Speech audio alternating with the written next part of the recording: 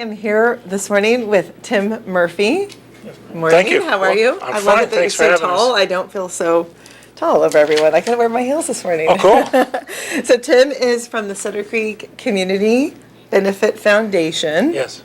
And as well as Sutter Creek City Council. So tell us about anything, events going on in Sutter What's Creek. going on, right? Yeah. Okay, well, first let's start with the foundation. We've talked before about the foundation. It's a group in town that's been around about 3 years that is raising funds for historic preservation type projects. Right. And we've got 2 big projects going on this year. And I don't know, I've been involved in community government for over 25 years, and I've never seen any kind of response like this. I mean, people are just stepping up everywhere, donating services and time and money and products and everything. And the particular big things going on now is this Monday at 5 o'clock at the south end of Main Street, we're going to dedicate the new park that we're building. Oh, wonderful. And the theme of the park is gold rush mining equipment. Oh, wow. And so a group of people, primarily headed up by Frank Kuna, who really was instrumental in getting this started. It's been going on 3 or 4 years in planning. And Louis Bottano and Ed Arata and Robin Peters have been working really hard for particularly the last couple. I don't know if they're all good guys or not, but they're getting the job done, and they have a huge amount of equipment. I mean, the Sutter Gold Mine has provided some old antique equipment. Individual people in town, for example, Louis Bottano has an old stamp mill that was actually made at the Knight Foundry in 1887 or something. Wow. It was used, so there's a lot of nice equipment, and it's going to be displayed in a real nice, orderly fashion, real professionally. We're not just going to dump the equipment in the weeds there. Right. So it's going to be a real nice attraction. And, So you said you're building a new park? Yep, that is the new park. Okay. And it's an area, we're kind of reclaiming an area that was left over to the city, I think in the 50s when the highway was realigned and nobody really did anything with it. There's a big wide area on that end of town.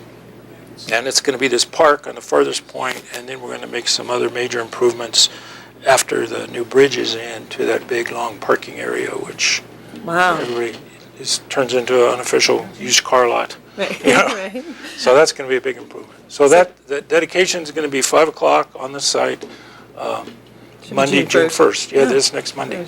Great. And then if you really want excitement, you can go to the city council meeting afterwards. That's right. There you go. So that will be directly after the ribbon cutting. Right. Well, actually, there was a contest to name the park, and they got almost 100 suggestions for names. Yeah. So we're gonna unveil the new name of the park and dedicate it at that time, and it'll be fun. We don't get to do enough fun things. Yeah.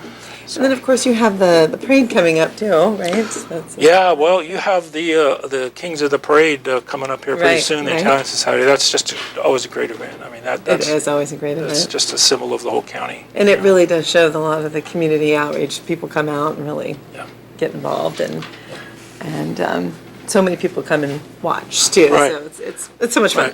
Right. Yep. So anything else going on? Sure, there's always something else. Well, we also have the other project the foundation is focused on is the old grammar school, Sutter Creek Grammar School. Right. And we've done a presentation on that earlier, but that's the building, a 2-story brick building behind the elementary school off Broad Street, which is kind of a backdrop for much of Sutter Creek.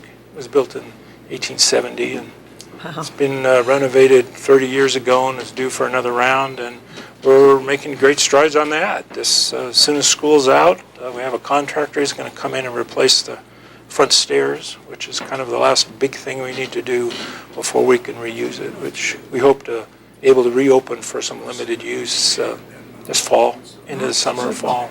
So a lot of people have been involved in that. There's several different committees and groups of people who've been working for years trying to get it going. So it's a result of a lot of work by a lot of people. Oh, yeah.